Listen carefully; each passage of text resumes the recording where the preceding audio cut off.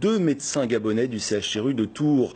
Arrivés il y a 1 an et demi dans le cadre d'une coopération entre les deux pays, ils sont aujourd'hui sans ressources et menacés d'expulsion. Leur avocate vient d'entamer une procédure judiciaire. Les explications d'Hélène Chaplet.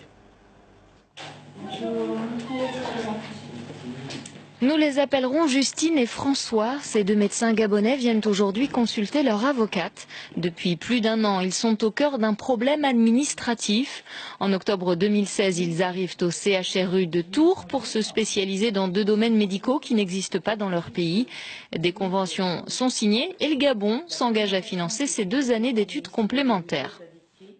Nous devions faire 1 mois d'abord d'observation pour connaître le service et un peu s'acclimater. Après les 1 mois, nous devions être rémunérés comme FFI, donc faisant fonction d'interne, et travailler et fonctionner comme un interne au sein du service.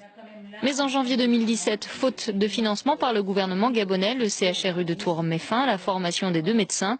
Au lieu de rentrer chez eux, ces derniers se battent, écrivent des courriers à leur ministère et finissent par trouver de l'aide auprès de cette avocate tourangelle. Donc ce que je demande, moi, c'est l'indemnisation qu'ils auraient dû percevoir parce qu'ils auraient dû être payés si le stage a été mené à son terme.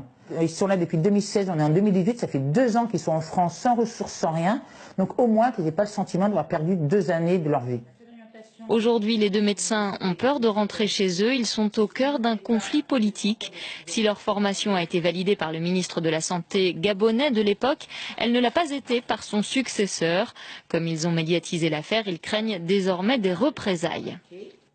Je suis complètement confus parce que j'avais, c'est-à-dire un avenir professionnel qui était rassuré.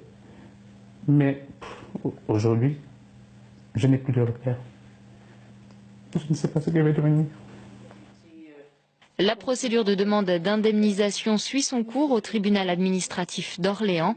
En attendant, les 2 médecins vivent de petits boulots bien en deçà de leurs compétences.